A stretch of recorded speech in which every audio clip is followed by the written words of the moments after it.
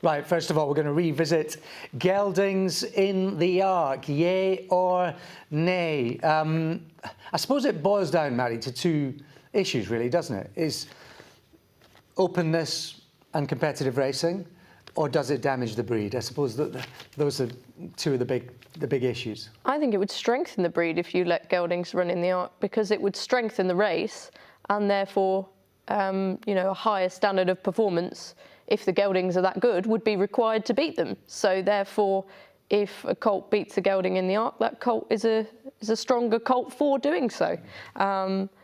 I probably, you know, have quite a different view to many people. I think Geldings should be allowed to run in the race, but if you look at it this year, Goliath, Calandagan would be two huge additions. You know, the likes of Sirius de Zegels is always that popular example, isn't he, from a couple of years ago. And, you know, how many sires, you know, other Group 1s that Sirius de Zegels has won where he's beaten colts, has he taken anything away from them in their stud careers? No. No, and it's also relatively infrequent. I mean, when Sirius de Zegels won the Champion Stakes, I think he was the first in 25 years to do it as a gelding. And when Goliath won the King George, it was nearly 50 years. I think it was 45 years since the last time that happened. So they're fairly infrequent. So it might be a lot of noise about nothing, but you know, we're missing out on seeing great horses potentially making races better. Yeah, obviously Goliath, King George winner. Then you've got Calandagan, obviously King Edward winner. Both of these horses look like they'd be archetypes, and they can't run because they're Geldings. And if the Arc is such a, you know, a great race that we all know it to be, why not make it even better by having these, you know, amazing Geldings in the race? And if stallions are going on to be, you know, proper top-class stallions, they should have no problem beating them Geldings. Also, look at other races around the world. Excuse me, you know, the likes of the Kentucky Derby, you know, a lot of the Australian breed-shaping races, they're all open to Geldings. Countless races are, so maybe we're the outlier here. Yeah, and also Northern Dancer, Seattle Slew, both got beaten by Geldings, didn't harm their stallion career one little bit. Right, Singapore. We often think of doom and gloom. Sorry, we'll get to that. National changes first. Maddy, what's the latest on this? Well, yeah, Nevin Truesdale, Chief Executive of the Jockey Club, basically said that the race needs to continue evolving in order to be granted its social licence to take place, and he referenced some statistics about how the race is perceived. I just worry that, and my colleague as well, Chris Cook, wrote a fantastic column about this during the week.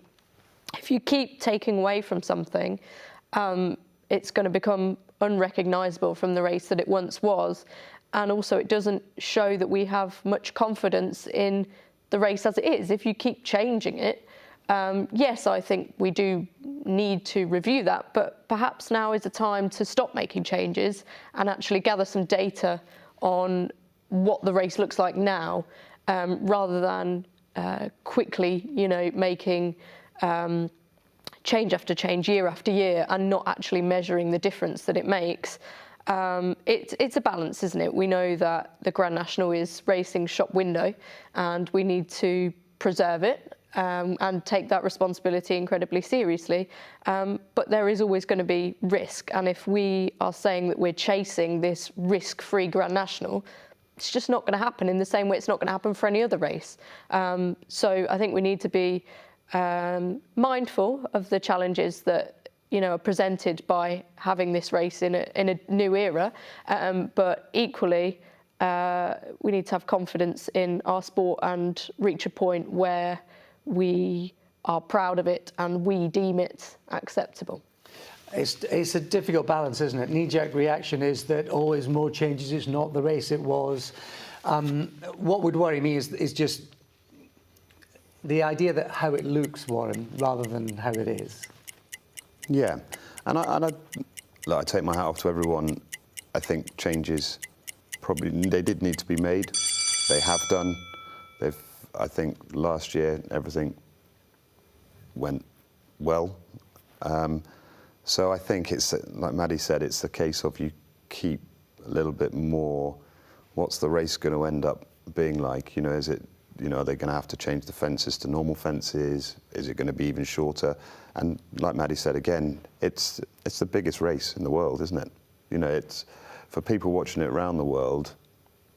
Everyone watches the Grand National, and we don't want to get in the situation. I think it's brilliant that we have, you know, made it safer, made it better for everyone watching.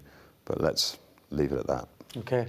Now I mentioned teed up Kranji racecourses closing over in Singapore after nearly 200 years of existence. That is basically to create housing. A big issue in the UK, and it's happening over there as well. So not just doom and gloom on this side of the pond. No, and a couple of years ago, you know, the scene in Singapore was huge. You know, the international racing appeal was sky high. You know, they had some wonderful horses.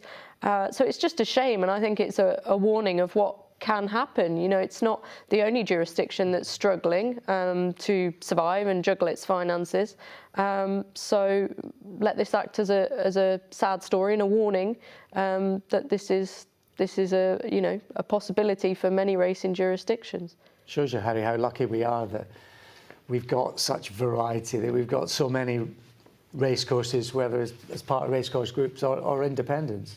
Yeah, definitely. Obviously, you know, England and Ireland, it's obviously massive. You know, we've got lots of space really for all them racecourses. They were obviously built hundreds and hundreds of years ago, and you know, in Singapore, I'm not sure what the rules are, but I think if you tried to build a big estate on Newmarket racecourse, they might have something to say about it. You know, that's my opinion of it anyway.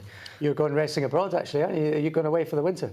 Australia, yeah. So hopefully, you know, learn a bit and come back a better jockey. Could you bring some of our good horses that they keep taking back with you? That would be quite good, wouldn't it? It'd be nice, wouldn't it? You know. So where are you going?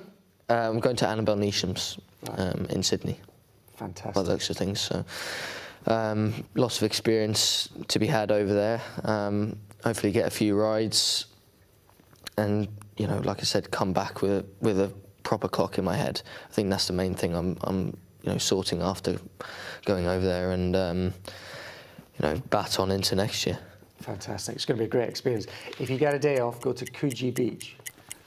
Coogee Beach. Is that just down nudist, from Bondi? No, it's fantastic. No. Okay. Fantastic. It's paradise on earth, I tell you. Especially if you're a young lad, you'll love it. Right, next, Criterion fixture sale. Now, this is the Criterion Group 3 race day at Newmarket, late June, usually on the July course. That's been sold from Jockey Club Racecourses to York, a big forward-thinking independent. What's your take out there? Yeah, two sides to this. Obviously, it's a Jockey Club-owned fixture, and they've sold it. So this underlines once again the challenges that the Jockey Club are facing. That, you know, they're in a tough financial situation.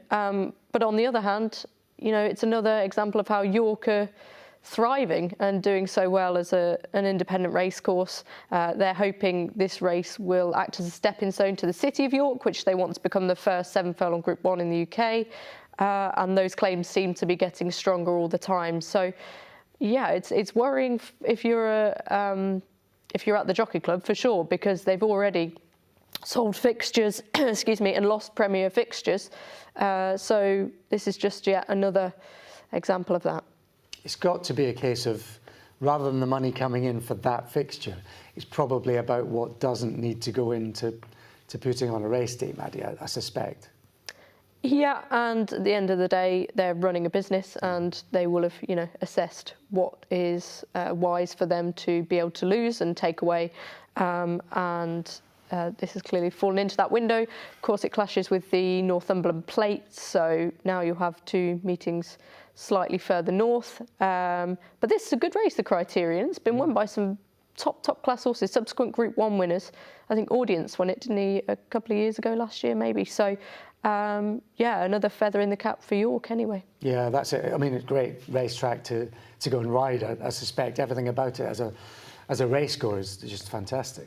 Yeah, obviously, lovely galloping track, very fair. I feel like you can almost win from anywhere there. But the big point is 7 furlongs, there aren't actually that many big races at that distance, and that's something that we need, isn't it? So hopefully, if that can Frank York to be able to make their other race a Group 1 fantastic. They might even be able to elevate it. Yeah. In the way that York go about it, you wouldn't be surprised. Right, Mickael Barzalona moving from Godolphin after a decade and a half, and he's going to be the new retained rider for the Aga Khan next season in France.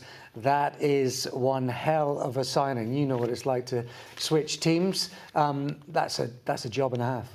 It is very, very great job. Aga Khan, obviously, massive team. Godolphin, I'm not saying they're not, massive team themselves, but Barzalona, he's been with them for a very long time. Myself, I was sort of scratching my head at this.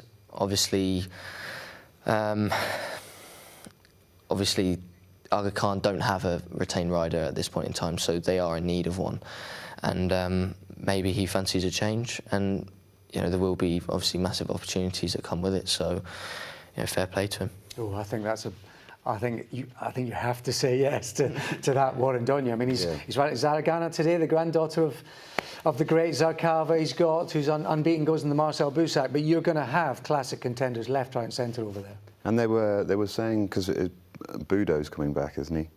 Is that the jockey that was banned? So someone was saying, I think it was on Nick Luck Daily, that they were saying that if he comes back, Francis Graffard, Budo liked him, so if this will get Mickael Barzalona in there, and also he's very clean, isn't he, Barzalona? No one hears anything bad, so that suits the Aga Khan, doesn't it? In the right life, yeah. Well, Steedman got the boot, of course, didn't he, after with the Ross Orion elbow incident? But he got the elbow for giving the elbow. Yeah.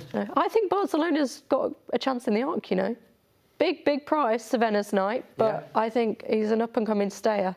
I wouldn't be surprised if he came with a storming late run. I really like that horse. 33 now, Barzalona.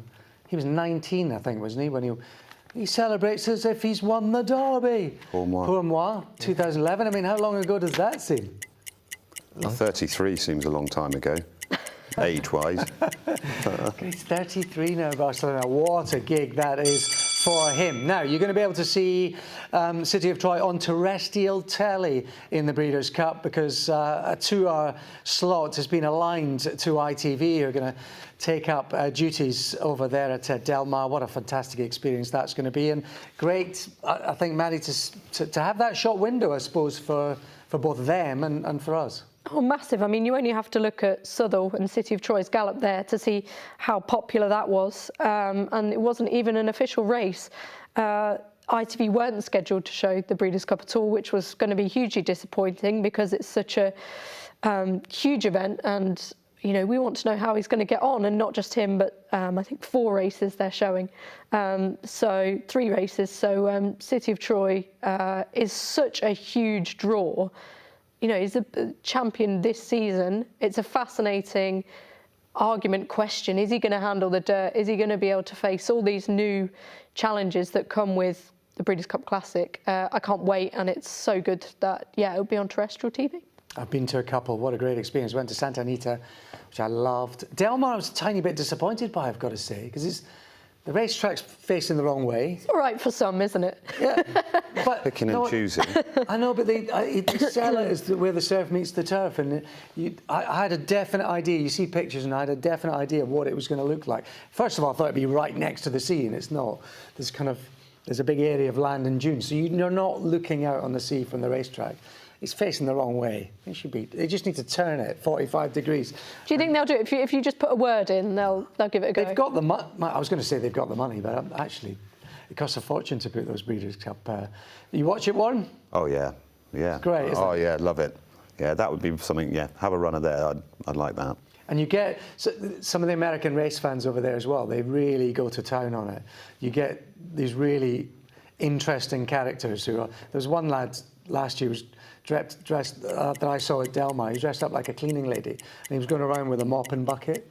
And he had all his race tags on him from years gone by as well. They absolutely get right into it. They love it.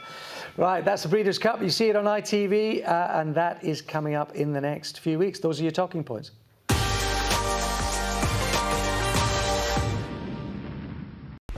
Watch live racing now on racingtv.com.